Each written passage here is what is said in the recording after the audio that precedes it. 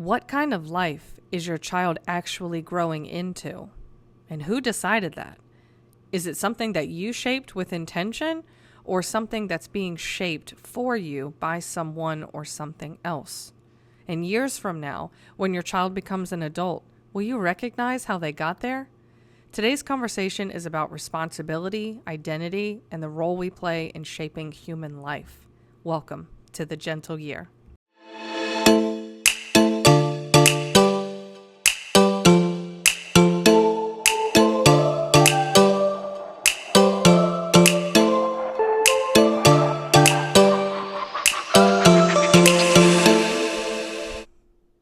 Hey everyone, welcome back to the Gentle Year. I'm super excited to have today's guest, Nathaniel Turner, on today's show. But before we get into today's conversation, I want to take a moment to acknowledge the mission behind this podcast and the people who help make it possible. The Gentle Year is a safe space for thoughtful conversations about parenting, personal growth, and the kind of lives that we're shaping, both for ourselves and for the next generation. This is a place where we slow down, ask better questions, and explore the ideas that influence how families think, learn, and grow. If you're listening today on Apple Podcasts, Spotify, Podcast Index, iHeartRadio, Podcast Addict, Podchaser, Player FM, Overcast, Castbox, Good Pods, or True Fans, welcome. And if you'd like to continue these conversations beyond the podcast, you can also join us in the Gentle Year Facebook group, where listeners share ideas, reflections, and support with one another. This work is also supported by a few incredible partners who care deeply about the same mission. Turning the Tide Tutoring helps students develop strong writing, communication, and critical thinking skills so that they can express their ideas clearly and confidently. Acting with Pippi offers acting classes with Tammy Aaron, the original Pippi Longstocking, where kids build creativity, confidence, and storytelling skills through performance. I'm grateful for each of them and the work they're doing to support young people and families. And with that, let's begin today's conversation with Nathaniel Turner. Mr. Turner, could you please tell us a little bit about your background, who you are, what you do, and how you do it, please? First, Miss Hernandez, I'm just going to be Nate. I'm just going to be Nate. Nathaniel gets me in trouble. It means I'm in trouble. I am, the simplest way to explain who I am the son of Tommy and Gladys Turner, the brother to a lot of people, but biologically to Kimberly, the husband of Latanya and the father of Naeem. And the reason I'm here with you today primarily is because we have an organization that we started many years ago called the League of Extraordinary Parents, where our objective is to do some of the things you described, which is to help parents, but primarily help parents create a life for their children that goes well beyond what they could have ever imagined. I really appreciate that. Thank you. Now, can you define extraordinary parent for us as we begin this conversation? Because we're going to dive into a lot of cultural elements today that people may be particularly sensitive to. So I want to just kind of go over that word and what you mean by extraordinary and whether you consider yourself an extraordinary parent and why that may be. Okay, good. That's a lot. So what is extraordinary? Extraordinary is extraordinary. So there is a lot of ordinariness with parenting in America. This is not an attempt to criticize anyone. This is just a recognition that there's a lot of ordinariness. So I'm going to give you an example of what I would consider ordinary. In America, as an example, by the third grade, 2/3 of all third graders are incapable of reading at third grade level. Mothers and fathers have children. That means they have third grade is, for some people, 8 or 9 years old. We have until a child is 8 or 9 to make sure a child can read at a particular grade level that we know that the majority of children struggle at reading at. And yet, year after year, those numbers don't improve. Those numbers get worse. That, for me, would be ordinary parenting. An extraordinary parent has a plan so that when my child gets to be a third grader, my child is reading at a third grade level. Because an extraordinary parent understands that the likelihood that if I can't read at a third grade level by the third grade, that means that I have a 9 in 10 chance of graduating from high school unable to read, write, do math or science at a basic proficiency level. And in a time when mostly everyone is talking about the use of I have essentially sentenced my child to a very marginal, the likelihood, the probability of a much less generous, less fulfilling life because I did not have plans, because I did what most ordinary people do. I wait for somebody else to decide what's best for my child. Yes, that is quite the commentary on what extraordinary versus ordinary parenting looks like. And as a teacher, I know exactly what you're talking about in terms of the literacy rates in this country. Personally, I know that humans are far more capable than what we are led to believe. And I personally think that the expectations that adults have of children are far too low. And as a result of that, those low expectations are now crippling our youth well into adulthood. And so when you talk about parents who have a plan, I would bet to say that most parents don't have a plan. You already commented on that and said that most parents are waiting for somebody or something to step in. Why do you think that is? I think that our nation does parents a disservice. I think our nation does, and I don't say the nation, I think the nation does not only parents a disservice, it does its citizens a disservice.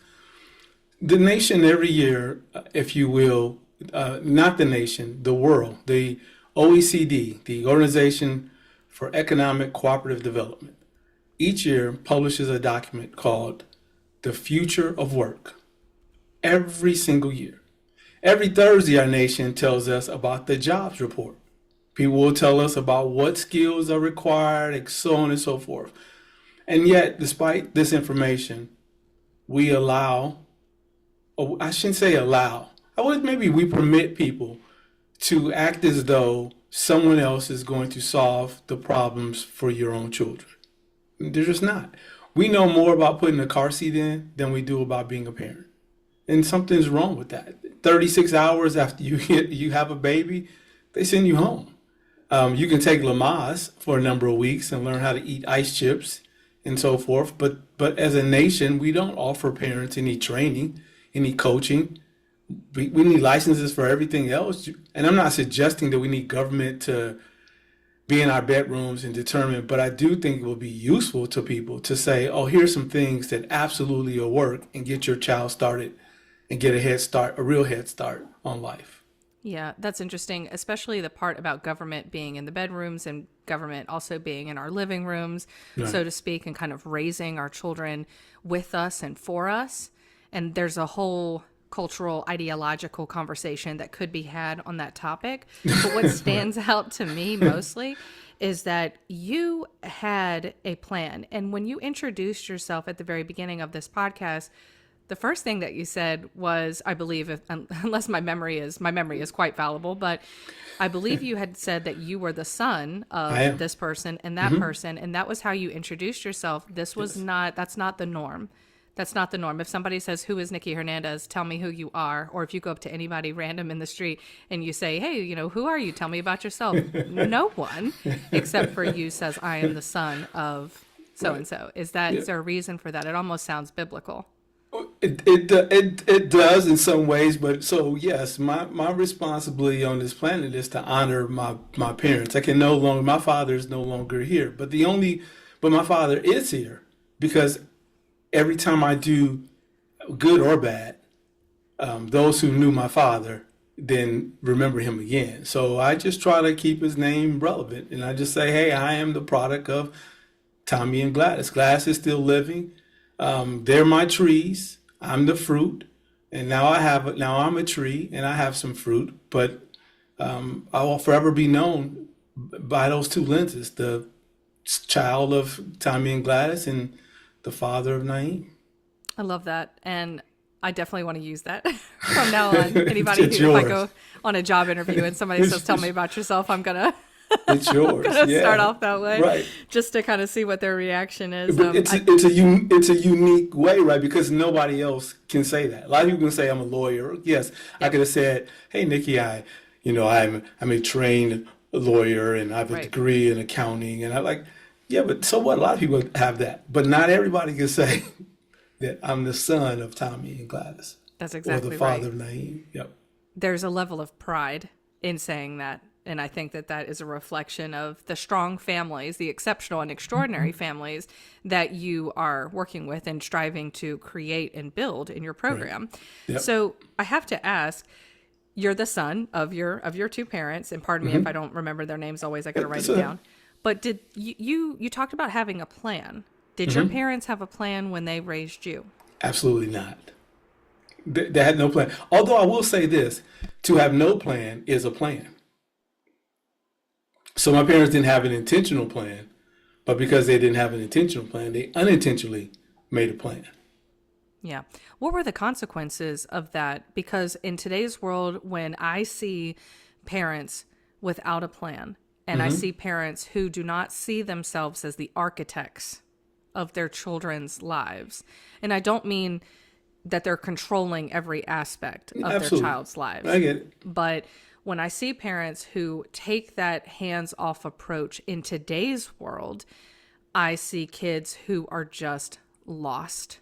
Was that your experience? Yep, but I'll say this. So I'm old. I'm old, Nikki. I was, I was born. No. I'm old. I was born in You're wise. 1965. So I'm Oh, really? 60. You were born a year before my mom. Okay. But see, so I'm old. Your mom would say, "Yeah, girl, he old." No, she wouldn't. She'd be like, that's young. so, but the world was different. So I'm originally from Gary, Indiana, and Gary, Indiana, in 1965, in 1970s, and early part of 80s was a very different place. The whole city felt in many ways like my village. People felt a sense of responsibility for the way that young people turned out. So it was different. So yes, my mother and father did not have a plan for me, but as I like to say, I met people along the way who loved me for no good reason and decided to help me figure out how to get my life together to help me create a plan. But for those people, I'm not having this conversation with you today. Yeah, absolutely. Was there something when you had your child, was there something about society and the culture that you were living in at that time? I'm not sure when your child was born, so you may want to clarify that for me. 1995. 95. Oh, right at the edge of Gen Z. Okay. The end of the millennials and the beginning of Gen Z. So was there something that you saw in the cultural underpinnings of society that made you say, you know what, I have a duty, I have an obligation and a responsibility to my child to do something differently? And if so, what was that thing? That was a great question. So first of all, I did not want to be a parent. I met a woman and she thought I was good enough, first of all, to marry. And then she said, hey, and we're going to have babies. And I'm like, no. And then she was getting close to 30 and was telling me her biological clock was ticking. And I said, no, it's digital. You can't hear it. She was having no parts of that. Cute. So, but one reason I didn't want to be a parent is because I recognized that I had these things that the CDC defines it as adverse childhood experiences. And there are 10 of them, and I'm sure you're familiar with them, but I had 8 of those 10. And then that woman, her name Latanya, and I sat down and talked about our childhood, and she had 7 of those 10. And collectively, we had 9 of those 10 things. And when you unpack that and think about, well, the people who are your parents and what the rest of the world thinks about your parents, they think your parents are pretty good people. And you're like, I don't know. I don't think I want to do this. If we're going to have a child, though, we need a plan. And we need a plan primarily so that we don't mess up the child. I'm less worried about what's happening on the outside. I'm more interested in knowing what it is that I'm going to do to help to develop the child. So that was really the essentially the essence of the plan was how do we do better for our child than our parents did for us? Wow. Okay.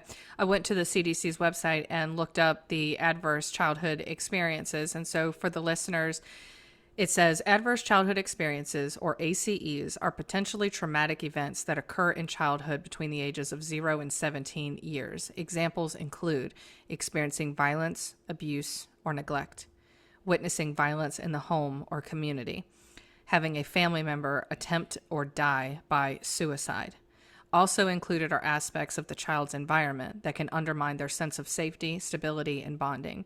Examples can include growing up in a household with substance abuse problems, mental health problems, instability due to parental separation, and instability due to household members being in jail or in prison. And it also does clarify that the examples are not a complete list of adverse experiences. Many other traumatic events could impact the health and well-being of a child. This can include not having enough food to eat, experiencing homelessness, or unstable housing, among many other things. Mm-hmm. Would you like to elaborate a little bit more on that for us? Yeah, I would say I'm gonna generalize them because my mother is still with us, and I try my best not to traumatize her by having it. But certainly, I lived in a home where someone abused drugs and alcohol, where someone had been incarcerated, where there was domestic violence, where there was mental and physical and emotional abuse. My wife lived in a home where there was incest. So there was a lot. I lived in Gary doing it and went to one of the worst funded educational systems in the country. So yeah, there's a lot. There was a lot. Yeah, I'm going to ask you a question that I asked another guest. His name was Sean Dawson, and he came on the show and he talked all about fatherhood and masculinity. And I asked him, what was the moment when he felt like a father? Was it when the baby was born? What was it when his wife was pregnant? Was it years later? When did you actually feel like you were a father? And I want to ask you that same question. Because June 24th, 1994, but my son wasn't born until June 27th, 1995. On June 24th, 1994 is a Friday, around 7 o'clock. LaTanya took me to see The Lion King. And in The Lion King, I saw Simba and Mufasa, and I had a vision for what I could be as a father. And it was at that moment that I was, okay, I'm going to be a dad, and that's the father I'm going to be. That's when I started to conceptualize what I would be as a father. Now, when I first saw my son, or when LaTanya first found out she was pregnant, I started talking to the baby and that kind of thing. But certainly when he was born and I held him, obviously I knew then for sure. But the seeds about what it was I was going to be and who I was going to be as a father and the relationship my child and I were going to have, I didn't know if I was having him male or female. But the scene where Simba gets in trouble for going to the elephant graveyard and Mufasa goes and gets him and comes back and he says, "Dad, I didn't think you were afraid of anyone." He says, "But your dad was afraid, son, that something might happen to you." And he says, "Dad, we're pals, right? We'll always be pals." And it was in that moment that I knew exactly what I wanted to be as a father. Wow. So you put a date on that thing. June 24, 1994. And this movie, I mean, the Lion King is one of the most influential movies, no doubt, for millennials and Gen Xers. I don't know about Gen Zers, but I could definitely say Lion King was absolutely instrumental in my childhood growing up. It was part of the culture. Mm-hmm. And you're right, Mufasa as a dad, I could see why that was so impactful for you because your wife was pregnant at the time. Mm-hmm. Is that correct? No, she wasn't pregnant. She was not pregnant. Oh my gosh. She was not pregnant yet. She told me she was ready to get pregnant. The biological clock was ticking. And so she took me to the movie.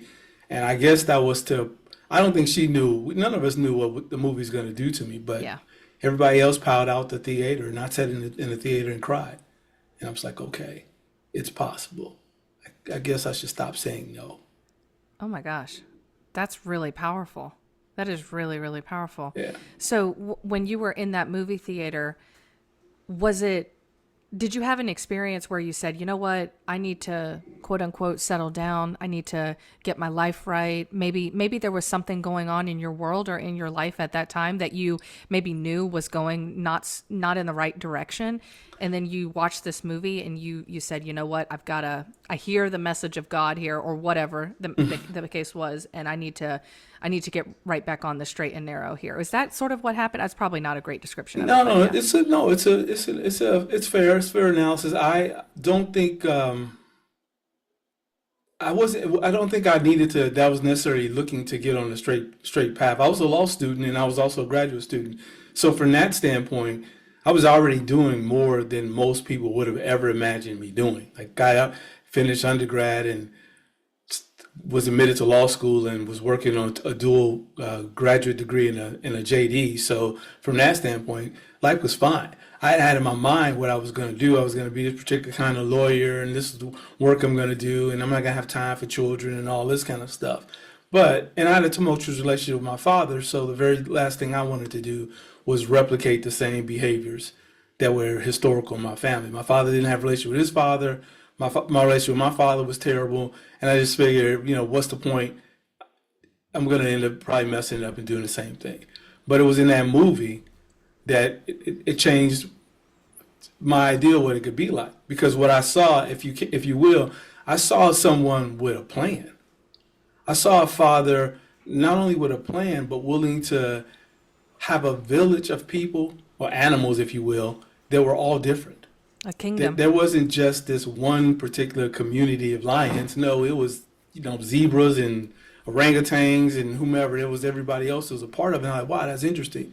I saw a group of people wait, two people wait before they named their child. And then they presented the child to the village as if to remind the village that you're responsible for this child, because one day this child is going to be responsible for you. It was just so much in the movie. And I thought, wow, okay, wow.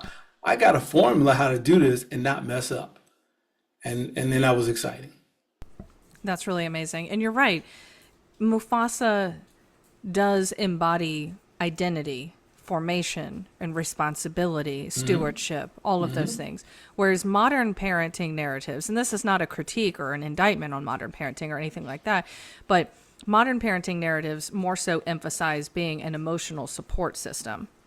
And it's not that Mufasa didn't play that role in Simba's life, but he was definitely in touch with the idea of responsibility and inheritance, and that the idea that you're a part of something much larger than yourself.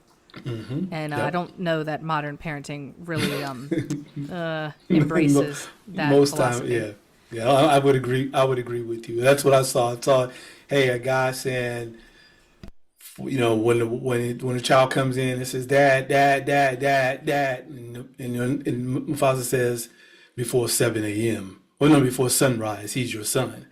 I noticed at that moment, there's this responsibility that this father has. He understands. I gave my child my word, and I got to get up and do what I said I was going to do.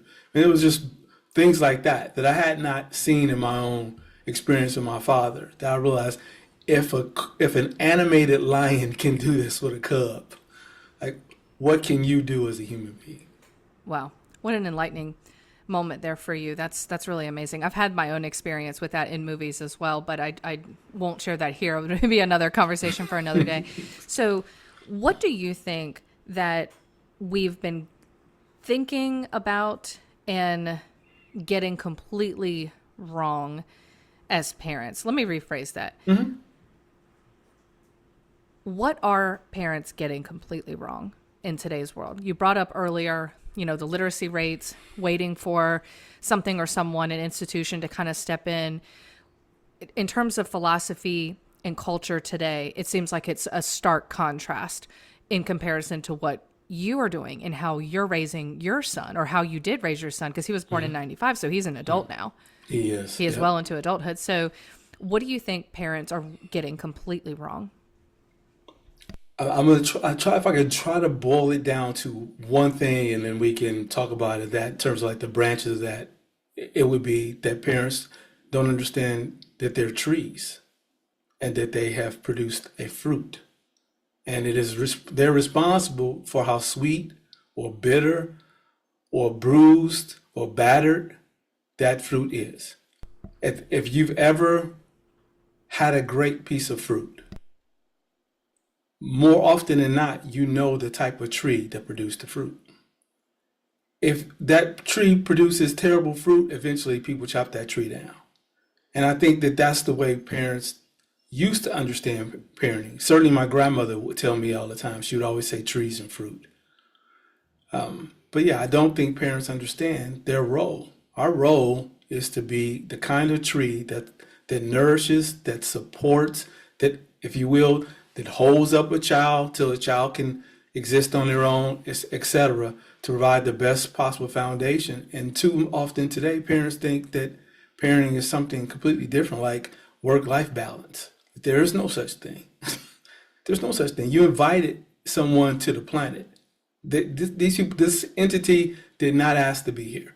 You invited them to the planet. So they're an honored guest. And rather than treating them like an honored guest, we often dishonor them and thus dishonor ourselves. That's so true. So are you saying essentially that people treat, and this is not everyone, of course, Sure. but are you basically saying that people put more care into their gardens and in their plants and in their, trees and things like that out in their yards more so than they do their own children? Absolutely. I would even give you perhaps even a slightly, I don't know if it's better, but a different example, which is to say, those of us who are fortunate enough to take a vacation oftentimes have more plans about the vacation than we do about our child's life. Yeah. So your child's on a journey, but you have no plans for that journey. But you want to take a trip to Europe. Then you have all the places that you plan on seeing when you go. You know what plane you're going to catch. You know what food you're going to have. You've decided on which seat you want to be in. Like, you know all of the details. But if you ask a parent what's the plans for your child's life, they don't have them. No, definitely not. Can I ask what plan or blueprint you had for your son? How did you devise this plan for him? And, how did he turn out? Sure. Latanya and I, it was my last year of law school, and I was unemployed. And I was asking myself, like, what else could I have done? I don't know what else I'm supposed to do. A kid like me is not supposed to be here. You read the statistics. I'm not supposed to be here. I'm here and I'm unemployed. And so then I started asking myself, okay, well, what you're about to be a lawyer. Where could you have gone to law school and known for sure you would have a job? And I was like, Harvard. If I go to Harvard, everybody, Knikki, when she invited me on today, she would have said Harvard lawyer, Nathaniel Turner, and I wouldn't have to tell you anything about me. And I said, well, why did you go to Harvard? Well, you didn't do well enough in undergrad. Well, why didn't you do well enough in undergrad? Well, because you weren't prepared enough in high school. Why weren't you prepared in high school? And so you see what I'm doing. You go all the way back and you say, my mother and father didn't have a plan. And if Aristotle was correct, that if I bring a person, a child, when they're 7, I will show them the human being. Well, then I don't know what my parents were doing before I was age 7, but I'm pretty sure I have an idea they were not planning on me going to college. So that armed with that, Latanya and I, we wrote Harvard. And that was in the old days when you tore off the card and put a stamp on it and stick it in the mail. And a few weeks later, we get this application, and we use that application from Harvard to design a life for an unborn child. Harvard asks for people who obviously do well academically, so that we now call that intellectual ambition. Harvard asked in 1994 for people who are world citizens. Today we call that global and cultural competency. Harvard in 1994 asked for students who care for something greater than themselves. We call that humanitarian drive. Those things became the 3 pillars for everything we did for Naeem's life. Wow. And what is he doing now? Today he holds a PhD in electrical and computer engineering from Carnegie Mellon, where he went to school on a full fellowship. He has an MBA from NYU Stern and emphasis in finance and entrepreneurship and innovation, where he also went to school for free. He's the founder and CEO of a company called Latimer Enterprises, and he's a co-founder of the League of Extraordinary Parents. He's a 3-time author and a bunch of other stuff, but yeah, he left the country at 16 to chase a dream of playing professional soccer in Brazil. He's fluent in 4 languages. Like he's an incredible human being. I'm just grateful to be his dad. Yeah, that's amazing. So one argument that people would make is that, oh, well, to have a child that speaks 4 languages, you got to have money, you got to travel, you're going to have to take him to different countries. And for him to play professional soccer, well, that's going to require a significant financial investment. And then, of course, he's going to have access to the most elite schools and the elite teachers and all those things to get him to that point. That's a pretty common thing that people say, because Right. I think a lot of people rest in the idea of privilege so that they don't have to be uncomfortable with their own philosophies or whatever. So two parts. You can see I'm smiling. There's 2 parts to that. One part of that is I've met a lot of families who are exceedingly wealthy, who pay people $750,000 or more to help them create educational strategy, educational consultants, if you will, for their children. And none of those children have produced even a fraction of what Naeem has produced. So wealth and privilege are not the panacea that people believe they are. Number two, Latanya and I had nothing. Right? We had nothing. I was unemployed. But what we did have was a strategy. And when all you have is time and no money, then you find out ways to be strategic. It's like people saying, "Hey, when we were poor, we ate these kind of things, and my mom she dressed it up and it tastes really good, and we didn't know how poor, we didn't know we were poor." Right? Well, that's the same thing. We didn't need a lot of money. We didn't have a lot of money. But we read some books. We read a couple books by Glenn Doman, and one of them was How to Teach Your Baby to Read. The other was How to Give Your Child Encyclopedic Knowledge. And we just tried to do what the book suggested. Now, interesting about Mr. Doman at the time, he was working with children with brain injuries. And children with brain injuries were learning to read by 18 months. Wow. And they were able to do pretty sophisticated math problems around the same time. And Latanya and I said, we don't have a child with a brain injury, so why can't we do the very same things that they're doing? It wasn't money. And again, the first 7 years, the child's home with you. And there's many states don't require kids to go to school till they're 7 and 8 years old.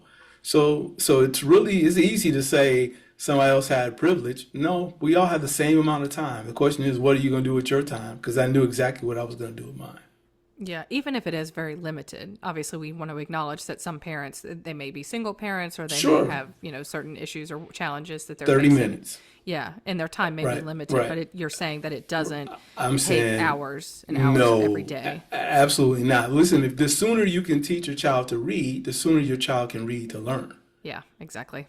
Right? So the longer you're waiting and messing around, then the more difficult it becomes. But the sooner you could, Naeem learned to read as a 2-year-old. And one of the things that helped him to read, Knikki, is I wrote him letters. He asked me one day, walking to the mailbox, where was his mail? And I said, man, there's nothing in this mailbox but bills and junk. Bro, you don't want none of this. And he was like, Daddy, but I want mail. Well, it forced me to then write him. And what I found in writing him was that I initially bought postcards and greeting cards, that I didn't have enough space, that all of the things that I thought that I was over from my own childhood was still in me. And it kept pouring out in the words that I was writing him. So I just wrote him. I wrote him as if, when he was 2, as if he was 12. When he was 3, as if he was 33. Like I didn't write him at the age he was. I wrote him based upon, if something were to happen to me, could he still find value in my words? So And when he read received those these words, letters, and I helped him to read. yeah. So when he received these letters, these postcards, he's looking at it like this, and he's like, I want to be able to read this. Daddy, teach me to read. Yeah. I said, he says, I got mail today. I said, yes, I know. I sent it. But Daddy, read it to me. And one day I said, listen, man, I'm not going to keep writing you and reading it to you. Mm-hmm. So he said, Daddy will teach me to read. You got so creative with that. That's really impressive. Now, with him speaking 4 languages, you obviously don't speak 4 languages, I don't think. No, I barely speak English. Because I remember when I say obviously, I didn't mean that in a way that like it was obvious you didn't speak language. What it was in my mind, I was thinking that on the pre-interview, I remember you saying that you didn't speak these languages. And so how did you get your son to speak 4 languages? So in one of the books about giving your child encyclopedic knowledge, I think it was that, and it was one about bringing out the genius in Black children. It was something like that. But at any rate, one of the books suggested language tapes. It talked about the neural pathways and what happens when you expose your child. And again, even now, I'm not even going to try to explain it scientifically because I'm not a neuroscientist. I'm going to say that I know that if a child, because of the sponginess way that we think about the child and the neuroplasticity, if you are playing different languages, the child's brain picks it up, such that when they're finally exposed to it, it's much easier for them to learn the master language than it would be like somebody like me who's old and my brain has less plasticity. But at any rate, that's what we did. We played language tapes. If you had come to the house and come into the baby's room, you would have never heard any nursery rhymes. You would have heard, hola. Hola means hello. ¿Cómo está? right? And we do it. BNE2, you would hear these things, or you might hear Guten Morgen, and maybe a German tape on. That's all we did. We played language tapes. We weren't in a room with him, he was in a bed. So but we played the tapes. And eventually, when he got older and started reading, we would introduce him to things in other languages. Ooh, that is incredible. I mean, the fact that you're coming up with all these ideas, the letters in the mail, playing the language tapes and all of that. I mean, we've all heard standard advice like, play classical music, it makes your kids smart and stuff like that. But you're really thinking outside of the box here. What do you attribute that to? Love. That's it. I mean, really, I just loved him. I wanted the best for him. Um, one of the things we learned from one of those books was that, for example, was to get big picture books. Again, I wouldn't have, I can't, I wish I could tell you these are original ideas of mine. They weren't. Yeah, I that read you made them. them up and all Right, that. Yeah. right. Yeah. But get big picture books, and you get big picture books, and let's say you have a big picture book, and there's a picture of a fire engine. And so you'd hold it. The baby's laying down. The baby got nowhere to go. The baby has nowhere to go. The baby has nowhere to go. You lay the baby down on the back, and the baby can't roll and move anywhere. And so you just tell the baby what you're seeing. You just essentially create your own movie. This is a fire engine. It's spelled FIREENGINE. Fire engines go right. You just do everything, and the color is red. And eventually, when the child starts to lose interest in that picture, you get another one. This is a lion. A lion goes, lion lives here. Right? And eventually you just keep doing that. And one day, when that child is 2 months old, that child says to you, Dada. And you're like, what? You can talk? And then at 10 months, that child is speaking in full sentences. And you're like, well, how did that happen? You just have to look back and you say, well, what were we doing? What was the foundation that we were laying? Yeah. It makes all the sense in the world. It seems incredible to some people, but yeah, everything looks incredible if you miss the construction. Exactly. That's exactly right. It's so funny. I was walking my dog down this road, and every day we would pass a house that was being built from the ground up every day. And we would see, different levels and progress being made and all of that. And then eventually we were just walking down the road, and then there's a house, and now there's people living in it Right, and stuff. exactly. And but we watched it day by day being built. So Absolutely. you're right. So, it seems to me that most parents say that they want their child to thrive. Some don't, obviously. I'm well versed in the education space, and I know full well that there are some parents who absolutely do not care about their children. I know that that is the case. But I would say that the overwhelming majority of parents do want their child to thrive. But if Right. we're honest, most parents aren't actually designing anything like what you're talking about. And most parents are reacting to situations, school year to school year, activity to activity. They're just sort of hoping that the system produces a good outcome.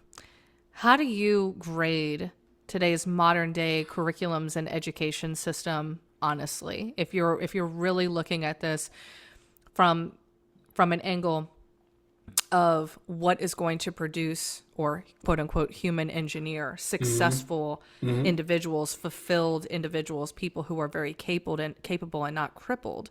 If you were going to grade the modern day system on how good it's doing in that regard, what grade would you give it? Honestly, I'd give it a D or lower. Why is that? I don't grade the parents that way. I grade the system that way. Every year, 15-year-olds around the world take the PISA exam. Or maybe it's every third year. Every third year they take the PISA exam. 15-year-olds take this exam from the Program for International Scholastic Assessment. It is given in part with the OECD, which we mentioned earlier. And the test is given to find out how well children around the world are doing in reading, math, and science every year. The United States, that spends, I believe, if not the most, the second most of any country, any westernized country in the world, sits about in the mid 30s in math and science. That's unacceptable. That's as to borrow from Hillary Clinton once upon a time. That's deplorable.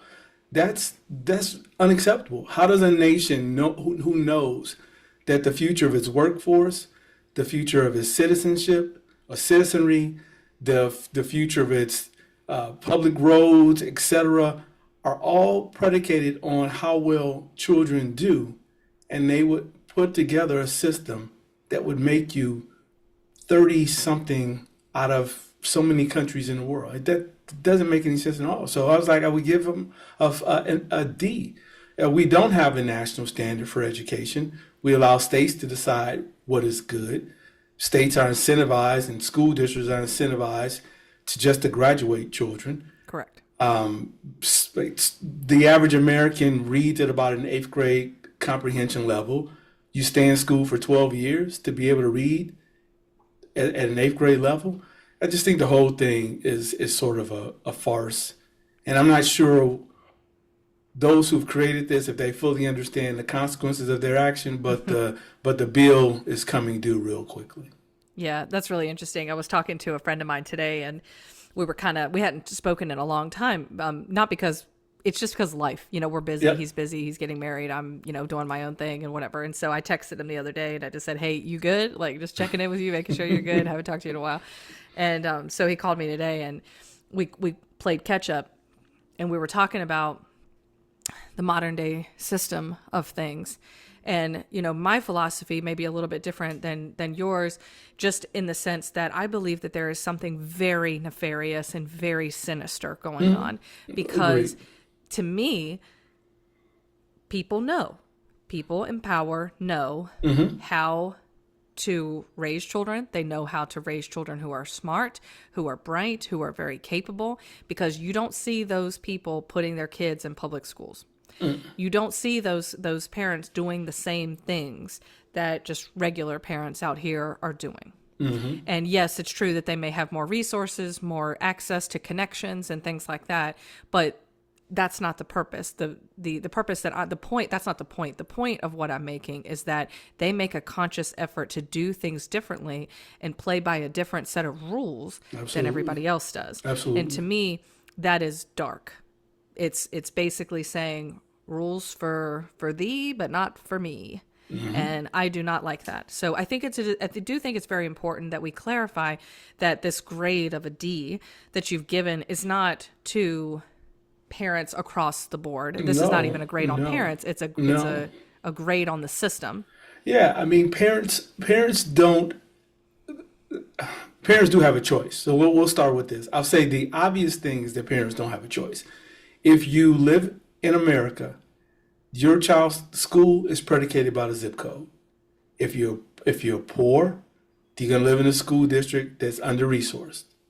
But more than under-resourced, you're gonna be in a school district where the most qualified, the most capable teachers, by and large, don't want to work in that school district because they're gonna consider they got too many social issues, and I don't want to be there. It's too poor. The neighborhood's bad. I don't know where I'm gonna live. I have to drive into this place, etc. All right. So conversely, on the other hand, if you are a wealthy parent, you can live in the best school districts, or you might say, even though school districts are not good enough for me, I'm going to put my child in some private school that's super above right. But so the parents don't really have a choice. If you're poor, if you're too poor to be rich and too rich to be poor, you're a parent that is sort of in a quandary. Like, you're going to get whatever the system gives to you. Exactly. The sad thing is that the parents who are too rich to be poor think most often that they are rich, that they're getting something that's really great, and the statistics don't bear out that their schools are all of that much better than what the kids' school is on the other end. They just don't realize it until it's too late. Yeah, definitely. So it really does fall on the parents to make different decisions and have a different set of expectations for themselves and for their child. And so in this system of things, I think what you're saying, and correct me if I'm wrong here, you're saying that we're not consistently producing fulfilled and capable adults because of the cultural expectations that surround parents of any class, poor, middle, or, Yeah, the elite absolutely. class. We're waiting on someone else, if you will, to come to rescue us, to do the work. School becomes a place I drop my child off, and the learning happens in this building. And the ideal that the parent is a child's first teacher is something that parents completely ignore. If like, I didn't say it, educators told me that a child's first, primary, most important teachers, the teachers at home, and yet the teachers at home have no qualifications and more often no interest in being a teacher. And there lies a big part of the problem. We can work through poverty. Like people have been poor a long time. You can work through that. You can work through that by having a strategy and realizing we got to do a little bit extra to help the teachers because they don't have everything they would if they were somewhere else. But we can't be poor and also outsourcing and giving up all our responsibility to a system that's already broken. You can't do that. Well said. I couldn't have said it any better.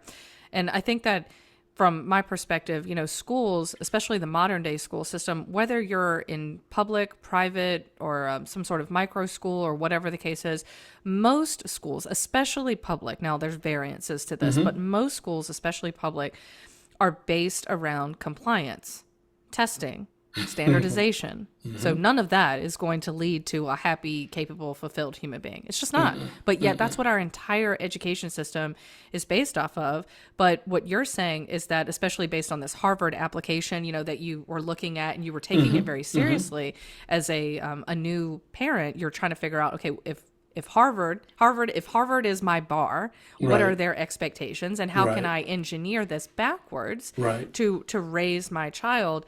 You're focusing on intellectual ambition, the leadership, the global awareness, and the life design. Right. Is that right? Right. Right. I'm focused on like the three pillars are intellectual ambition, which is I tell parents don't be confused. It's not just grades and test scores. It's critical thinking. So I want to make sure that children have a process for thinking critically because we need that desperately. Secondly, I said it's global and cultural competency. The world is big, but the world is tiny. And if you can understand the global issue of someone in, dare I say, Venezuela or Iran or Palestine or Israel or wherever, well, you're more likely to be able to help us eradicate some of the problems that we now see all over the world because you know how to relate to and understand those people's situations and they understand yours. And then lastly is the humanitarian piece. Like I need you to care for something more than yourself. It can't be spectacle and titillation. It can't be just how much money I made, get in the bag. It can't be the size of the house, the type of the car. Like you have to be thinking about life from the vantage point that when your time on this planet is over and those last 50 to 75 characters are scribed on your tomb or your urn, what will we know about you? Yeah, that's a powerful statement, especially the tomb aspect. I've witnessed that before at UVA. I was teaching at an Upward Bound program, and that one of the teachers, they were teaching English, and one of the assignments that they had the kids do was write their own inscription on their tomb and what that would look like. What did they Yes. want it to say? And the kids got up and they did a presentation on this, and some of the kids actually got up and they cried. They cried speaking about like who they really were and what they wanted to experience in life, what they wanted to be known for. It was very beautiful. People were clapping. There was a lot of applause. And it was just it was a moving experience. I didn't have any idea that these kids felt this way, but clearly they did. And Yeah, I know it's powerful it was to very think about life that way. And again, that's the point. We think Yeah. about life backwards. Life is going to end for all of us, but there'll be some record of us, and somebody will tell that story. But the only way they'll tell the story that you might want them to tell is if you're living that story each day. But if you're not living that story each day, you live it to chance, right? And the odds are very unlikely they're going to tell the story as generously about you as you would have wanted it to be told. Yeah, most definitely. And, question, there are some cultural messaging that parents are sort of inundated with. Things like don't pressure kids. Let kids be kids. Let them follow their passions. Things like that. And I'm not against any of these things Sure. per se, Mm-hmm. but I can tell by your laughter that there's something deeper going on there. It's Can you help us humorous. unpack this a little? It's humorous because there's a couple things. Number one, well, Latanya and I decided that we were never going to refer to Naeem, and you didn't say this, but I hear parents say this. They'll say, "Oh, let the boys be boys," I wasn't. and I'm like, I've said that on a previous right, podcast before, right. so And so I say, "Well, are you all familiar with Old McDonald's, the farmer?" And they're like, "Yeah." So when you do that nursery rhyme with the children, and you're talking about what Old McDonald is raising, do you ever talk about it in the terms of the infant? Or are you always talking about it in terms of the full grown animal? And everybody says, well, yeah, Old McDonald had a sheep. Old McDonald had a, okay. So why is it with humans, you want to confuse humans by talking about boys and then later on men? It's like if you're raising men, so let's just focus on that. So we would call Naeem our man in training. So that becomes the first part. So when parents are saying that, I'm like, yo, no, I'm raising a man. And thus if I'm raising a man needs to understand the rules and regulations of being a man. If I have to explain them to him at his intellectual level, at one, so be it. But the rules about being a man are unchanged. And what I'm concerned about is that at what point in time do you decide he's a man? And what time is he remaining a boy? And what happens if I'm not around when he's 11? When you say maybe that's the time when he should be a man and he no longer has me as a guide, then I failed him. So I find it's laughable to me because, again, we understand it when it comes to an animal of a farm, but we don't understand it when it comes to raising children. no, it's really interesting. So for you, I know you mentioned a few things. You mentioned the language. You mentioned just the exposure that you gave to him to different things as much as you could. Were there any other things that you did differently in the early years of your son's life that most parents probably are not aware of or just don't think of? I worked on me. I realized if I wanted him to have a great vocabulary, I need to improve my vocabulary. I need to stop coming home and saying, hey, I'm trying to think of what I might say. Hey, go and open that door. And rather than saying, hey, that's a pantry. Would you bring me something out the pantry? Like I realized I need to increase my vocabulary. I could say, today I had a great day, or I could say, today was tremendous. So the better I became, the better he would become. I decided also he started playing soccer, I want to say maybe it was 4. And I was out there with other fathers, and as we typically do, we yell and scream at our children to run faster or work harder or kick the ball, etc. And I just looked up and down the soccer field, and I just looked at a bunch of parents who could not physically do any of the things we were yelling at our children to do. And I was like, this is the hypocrisy of all hypocrisies. So I made him a promise that I was going to get in the best shape of my life. And for my 35th birthday, because he was turning 5, I competed in my first bodybuilding contest. Good for you. I lost about 40 pounds. Like I got myself in really great shape. But I did that because of him. And I would say that's basically been my relationship with him. I realize I'm the tree. The more he's going to accomplish, the easier it becomes if he has a model around him that just keeps trying to get better too. Yeah. Was there ever a moment in his childhood where you realized, oh, this is really working? Because it almost sounds a little bit theoretical, a little bit experimental. Mm-hmm. You're designing around, you're raising a child, you're designing a child's life plan and building laying this foundation around a framework that you did not know yourself. Correct. And so I'm wondering if there was ever a point in your child's life where you were like, okay, I think I'm getting something right here. So 2 things to that. So the first one is I didn't know the framework. You're correct. I did have a image of someone though that really resonated with me, and that was Paul Robeson. I was going to say Mufasa. Yeah, well, that was for me as a dad, but as a sort of as a finished product, I just keep think I thought about Paul Robeson. He was an All-American in football, and like he was the highest paid performer in America as a black man. He played Othello, and he could sing in like 20 some languages. Like he was incredible, and I thought, wow, okay, that's a model. Um, but I think when he was two, actually there's so many times when we had introduced him to languages that I mentioned, and one of those was Spanish, and we he had a daycare a babysitter essentially. She was a wonderful lady named Kathy, but we realized okay, this is great. This first year is fine with her, but we need some more if we're going to get him to this destination. So we enrolled him at the time into kindercare. Not again. This shows we didn't have any money, so it wasn't an elite place. We enrolled him in kindercare, but we fortunately he had a lady that worked with him. Her name was Daisy, and Daisy would say to us, she would talk about her baby. So Naeem had become her baby, and one day we pick him up, and she says, "Does my baby know Spanish?" And I was like, I don't know, like I don't know. And she says, because I spoke to him and he spoke it back. Oh, And then I was like, the language tapes.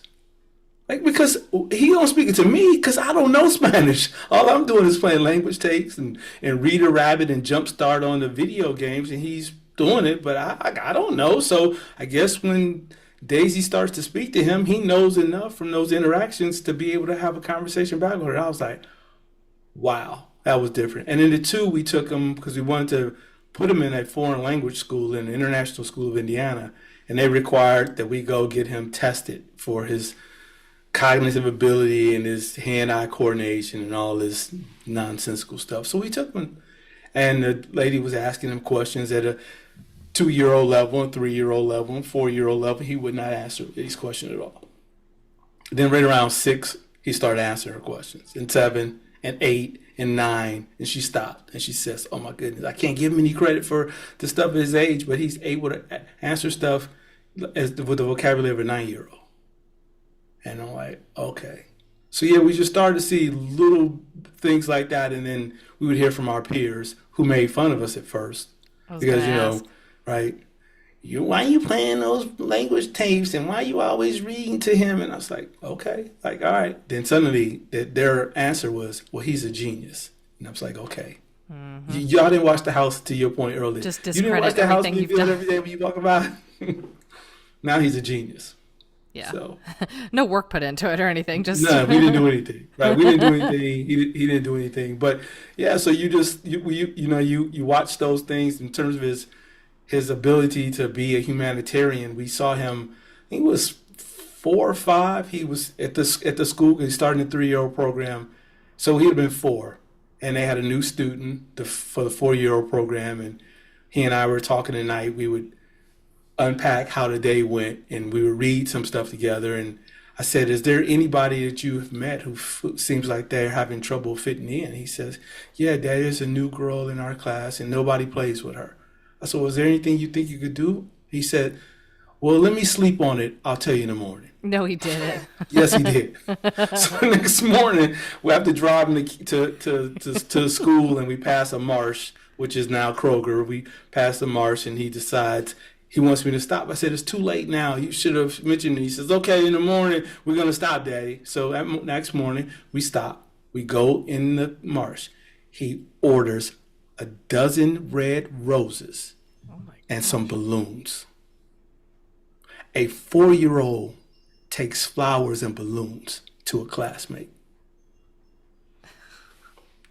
The teacher calls my wife about 2 hours later, and she's in tears. Oh. All the kids are playing with the little girl now.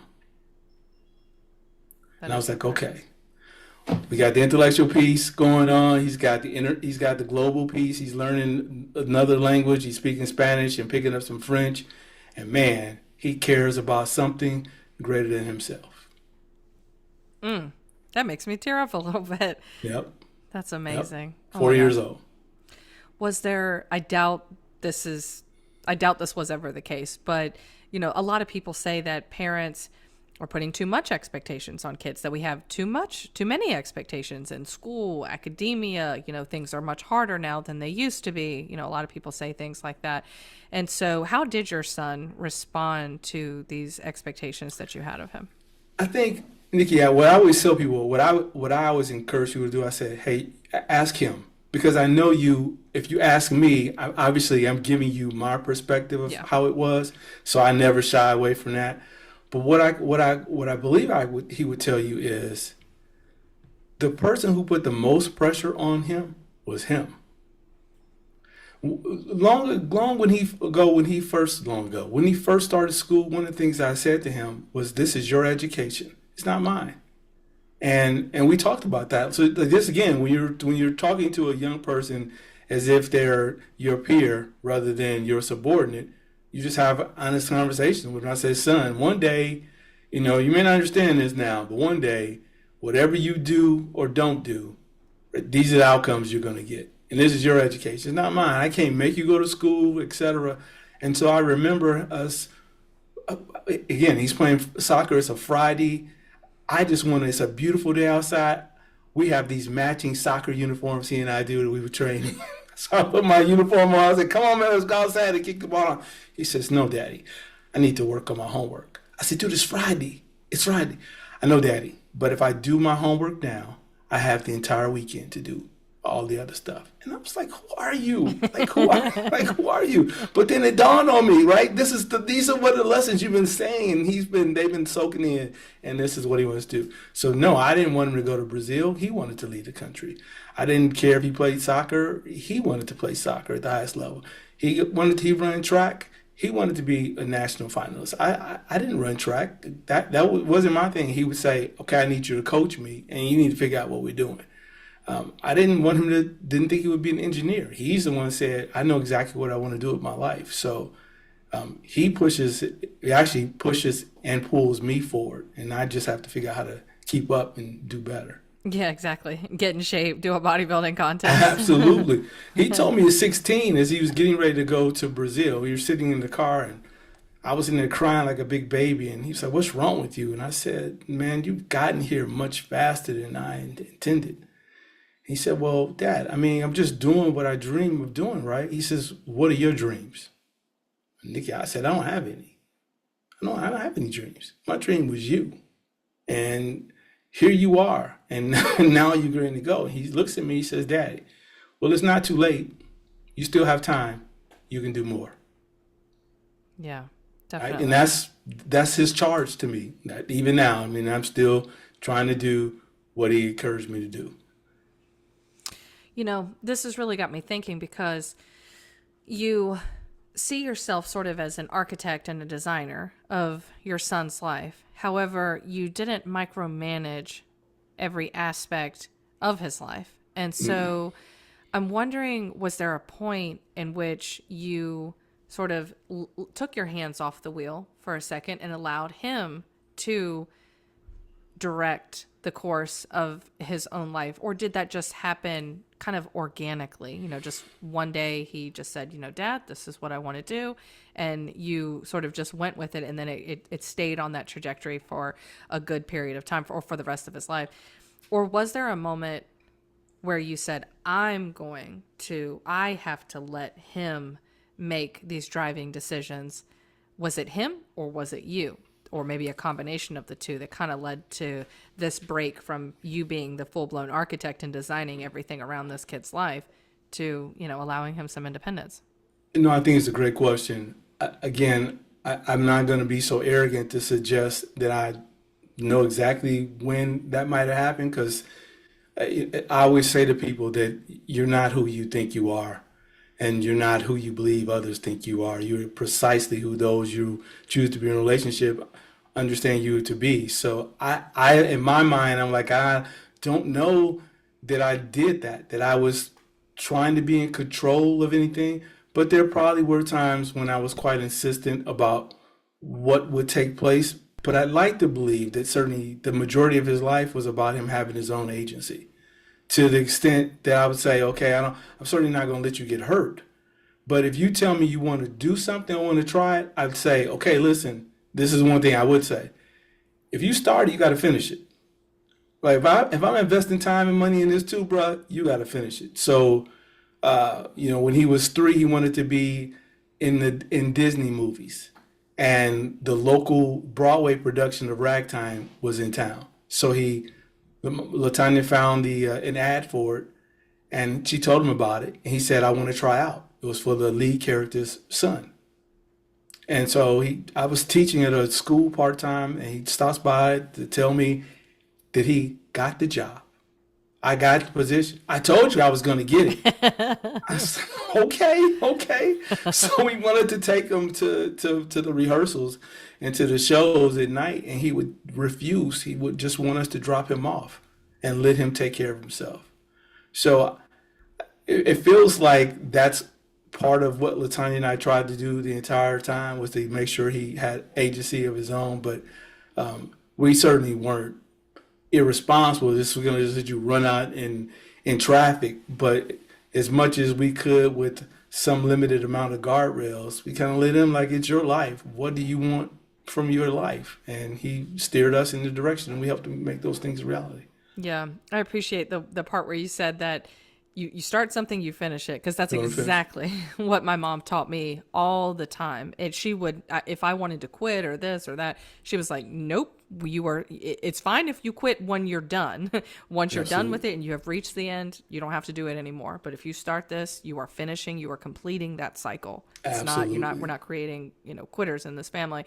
But, even I guess what I'm trying to get at is that even a more sophisticated understanding of what you've really done, because a lot of parents are kind of either or. They're like, okay, well, it's either self-directed learning and total autonomy, or it's I'm the director of this child's life, and there's really no room for nuance in the middle.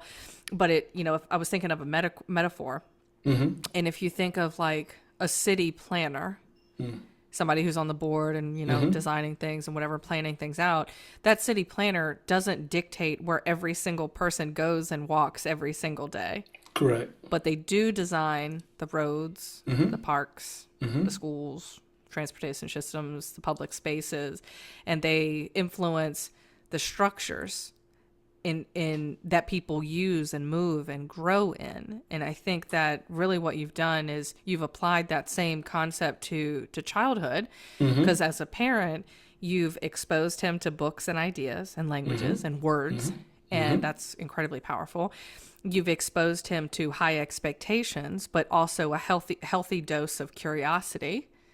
And you've also, like you said, worked on yourself, so you weren't being a hypocrite in any of this. And I'm sure that he called you, called you out on a couple of things. I know I would have done it if I were a kid. Yes, I've got a story or two of those. Go ahead. Course, yeah, yes. I want to hear this. Well, this is him telling me once, is he 3? He's 3. He's 3. I'm telling him to go take a nap. And he doesn't want to go take a nap. So I said, hey, man, did you hear what I said? And he stomps up to the landing, and he looks down at me. He says, Daddy, you are rude and foolish, and you ought to be ashamed of yourself, and you owe me an apology. And I'm like, dude, if you don't get up them stairs, I'm like, do I bow? Am I supposed to bow or punch him in the mouth? Right, this kid's on full-blown demon time right now. Yeah, but no, I mean that he's not been one. He's never been shy of holding his tongue. But why would he? Because that's his dad is like that. So he just does. I get back as good as I give. He gives it back to me the same way. He still does to this day. So that's really cute. I just love the fact that you've given him so much intellectual stimulation, which is really, where I think a lot of his curiosity stemmed from. And then you also, modeled, for the most part, you modeled what you wanted to see out of him, even though you didn't have access to those same frameworks and structures and stuff like that. And then you guys, as a family, you worked really hard to make sure that he had some level of access to resources. And then you also encouraged him. You encouraged him to pursue his own answers to questions and opportunities and things like that. And honestly, that to me doesn't sound complicated. I'm sure it was hard, but it doesn't sound complicated. It's only complicated when you don't you don't start planning. Like if you and I were gonna try to meet somewhere and neither one of us had a GPS, it would be complicated. Yeah. But if you and I have a roadmap of where we're going, yeah, there may be some pitfalls along the trip, but it's not as complicated. I would like to say that the way I've looked at Naim's life is very much like this. There's an old 3M commercial. You remember it says, "We don't make the products you use, we just make the products that you use better." Oh no. But I hear you. Right. So my thought as a father is much like the book The Alchemist. I am not Naim is Santiago, and every person has a legend or a pyramid that they're trying to reach. The job of a parent, in my eyes, is to help a child who has big audacious hopes and dreams, help to make those audacious hopes and dreams better. My job is not to tell him where to go, where his legend is, where his pyramid is. My job is to tell him where the pitfalls are and the minefields are so that he might get to the place he's trying to get to. I'm not trying to change your destination. I'm not trying to tell you where to go or go where I went. I'm just saying I've actually been on this journey. Here's the things that trip me up. Here's the places I failed and stumbled. Hey, how about you figure out not to do that? And those hopes and dreams you have will be more likely to happen than not. Yeah. Yeah, I hear you on that. So, a couple of questions before we close out today. Sure. Do you think that modern parenting culture is just setting expectations way too low for children? Yes. But again, I would say the trees have low expectations of themselves, Facts. right? So are you capable of raising expectations of someone else if you don't expect much more of yourself? Yep. Yeah, that may be rhetorical, but it doesn't happen very often. Yeah. There was a one thing, it was probably I don't even know, a year or two ago. I got a full-blown headache from this experience that I had. So there was a Gen Zer on Facebook, and I'm a huge proponent of reading and literacy. I mean, I've sit here, I've got like Of Mice and Men right here in my hand. I've got books everywhere. I've got, I've just got books everywhere. I even went to a pet shop yesterday to give my dog a bath and get her some cookies. And they had this little rack in the middle of the store. And it was one of those racks where you can spin it, to look at all the different stuff that's on it. It was books. Okay. And and that's where I was. I could have gone anywhere in the store, but I'm just so book centric. I mean, just I don't know. That's just kind of how I am. I'm just all about books. I cannot be more attracted to books than I already am. That's the one thing I will always pick up. Doesn't matter if I'm at a yard sale, a pet store, a mall. It does not matter. I'm getting books. I'm walking out of that store with a stack of books. Do you know when that started? That's a good question. So my parents, they taught me, my dad primarily taught me how to read, but I can't attribute anyone's particular actions, although it may have been this, but I can't attribute anyone's particular actions to my love of books. It's innate. It's internal. It's something internal and very unique to me that my parents and my grandparents have always noticed. Okay. Always. They've just been like, oh yeah, she's just picking up a book. It's just what she does.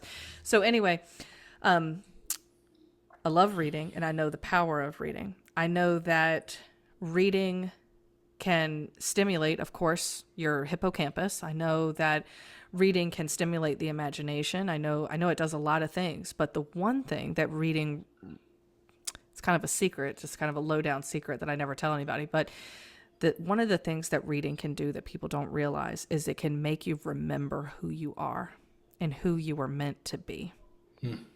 And that's one of the most powerful things about reading that, it's one of the reasons why I love it so much. Well, anyway, so short story long, I was on Facebook and I was promoting something about reading. I don't remember. And then this Gen Zer, and Gen Zers, I teach Gen Zers. I've been teaching for 13 years in a public school setting. And, the reading is not great amongst this generation. And so anyway, one of them is a parent. A Gen Zer is a parent, and they commented back on my post and they said that reading was not important and that they had their child and that they were not, quote unquote, going to force reading on their child. I was like, what?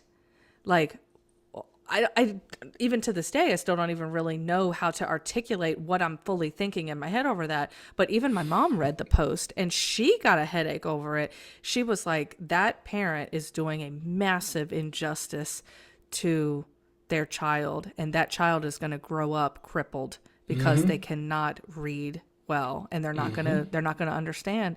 And a lot of Gen Zers feel that way. They think, oh well, why do I need to? The kid even said this. I call him a kid. He's in his 20s, but I'm 38, so I call him a kid. But he even said in his post, he was like, why would I teach my child, reading and have them conjure up images in their brain when I can just put them in front of a YouTube video and they can get the same stimulation? And I'm like, these two things are not the same. Anyway, that's me ranting. But any thoughts on that before I ask you the next question? Because what you said just kind of like reminded me of that moment. Well, yeah, I'm with you on reading, and I'm also with you. You didn't add writing, so I'm Oh also yeah, no, a big writing. proponent That's my bread and butter. I'm a of ghostwriter. I writing. edit books and stuff like that. So yes. Yeah, so I do that every day. The first 20 minutes every day, I write my life the way I'd like it to be, not the way that it is. I call it Amen. journaling forward.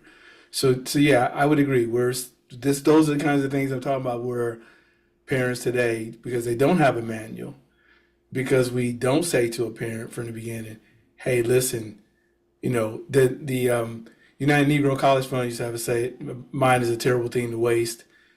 Like we could say that for everybody, and reading is one of those things that we waste an opportunity to enhance our minds. But I mean, I don't know what else to tell you other than I'm not surprised, and it's sad, but there's not a whole lot of people that are proponents of parents understanding that. So real quick, we're running a program, and we're doing it locally for starters, but it's called Empowered to Lead, Ready to Read.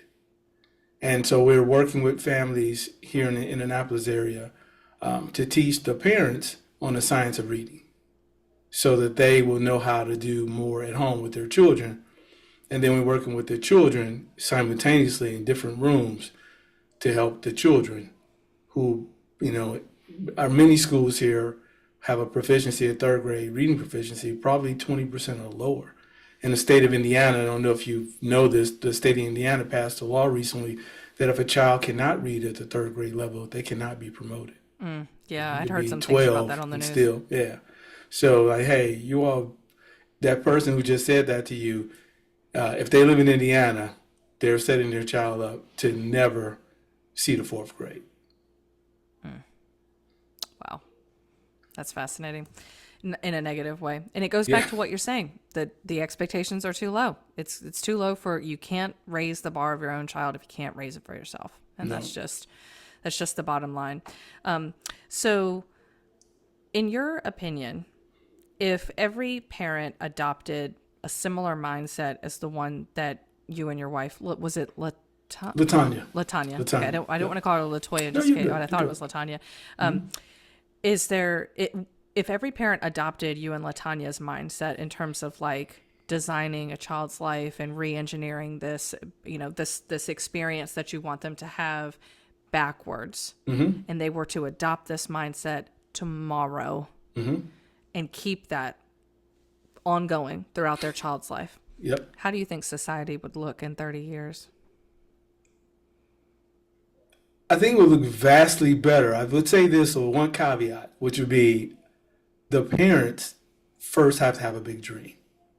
Because you could do backward design and you could say, I just want my kid to eat out of a garbage can. Well, then you could backward design that too. Yeah, true. So the question is, do you have any real aspirations? Like if we could get parents, and I ask parents this typically, like, what are your hopes and dreams for your child? And you oftentimes have to unpack that for them because we've been forced to stop dreaming. And you love to read, and part of the things that I would imagine that books do for you or did for you is they allow you to escape to places that you may not have been able to go to. So in somewhere they're like in a continuum of a dream. Like I'd never been anywhere outside of Gary, Indiana, but I had been in books.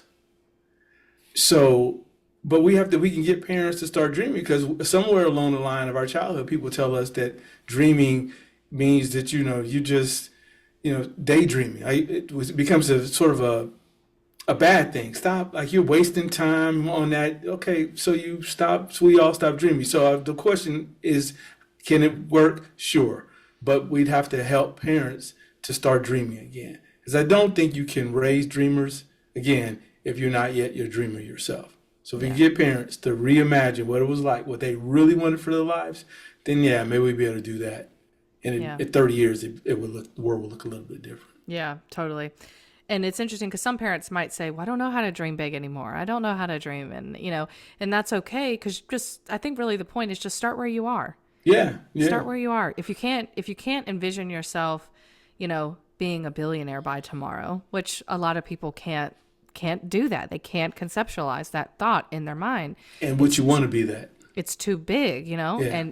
but start where you are and then gradually. So like if it's about money, for example, you could just say, okay, all right, $1 billion tomorrow. That's too much for me to dream about. I cannot contemplate that. But what about, an extra $100 a month?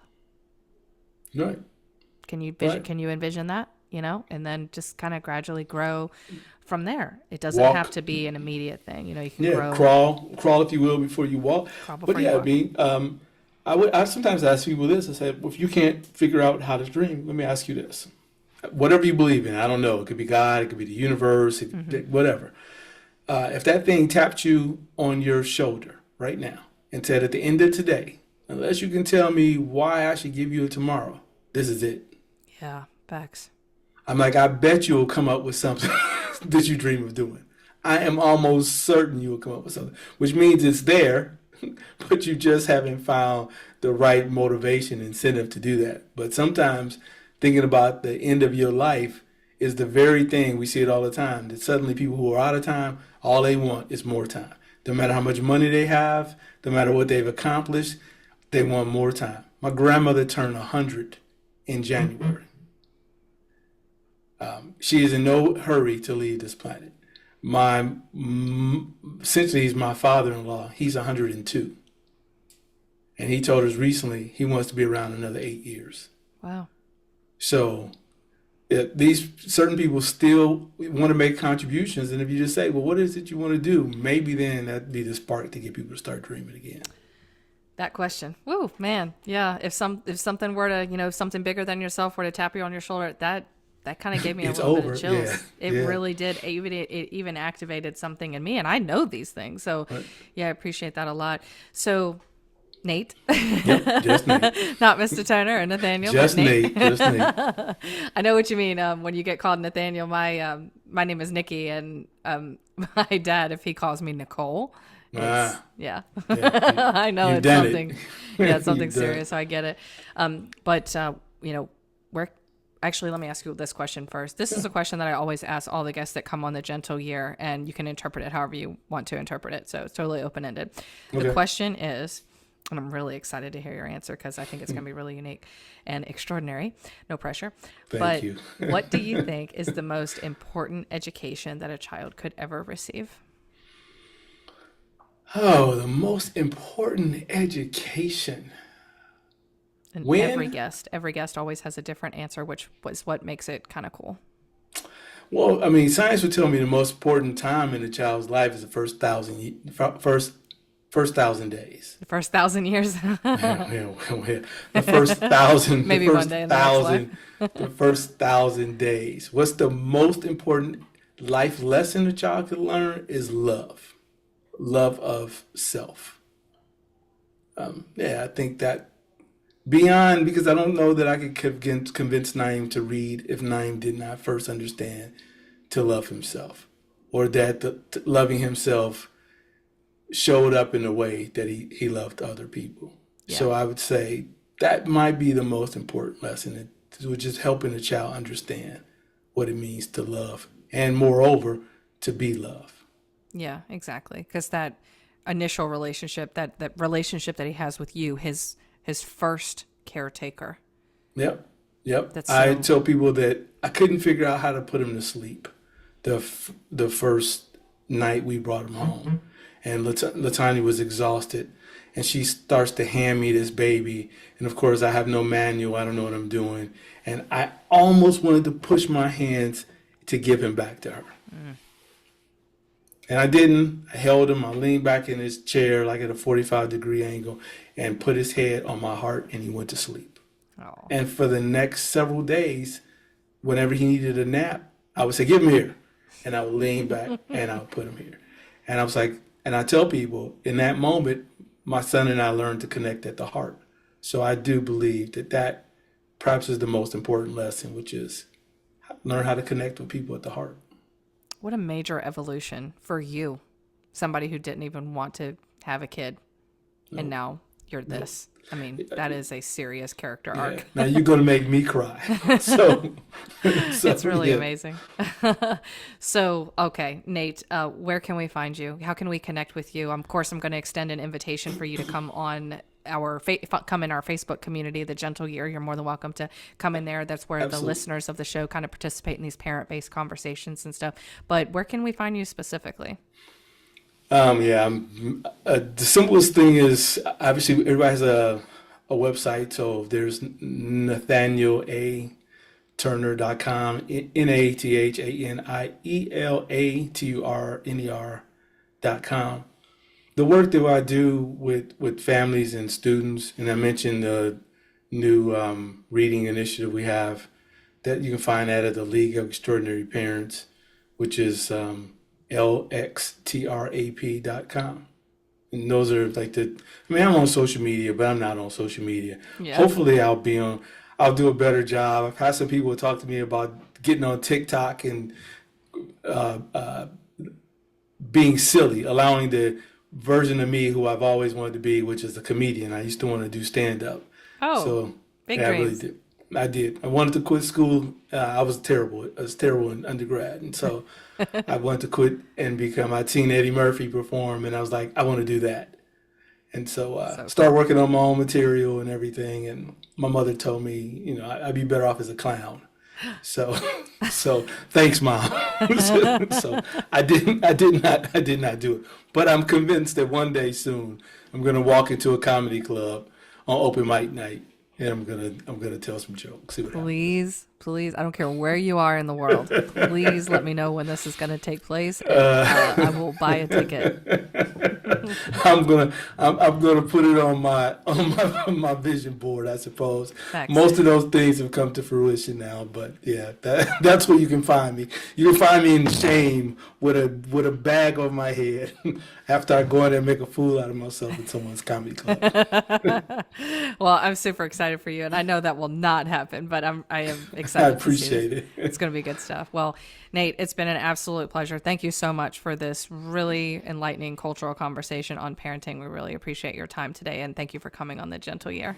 My pleasure, and thank you. And I want to say to your listeners, I apologize if in any way I messed up last week or 2 weeks ago. I was supposed to be on, and I made an error. So it's not Nikki's fault. It was my fault. So please forgive her. Blame me. No. All right, I'm done. That's my public service announcement. You're a humble man. I appreciate you. Thank you so much. My pleasure. This episode is supported not just by the partners doing meaningful work for families and students, but you. Thank you so much for listening, for sharing, and for being a part of these conversations. If something in today's episode resonated with you, or you'd like to learn more about the partners who support this work, you can find all of the details in the show notes.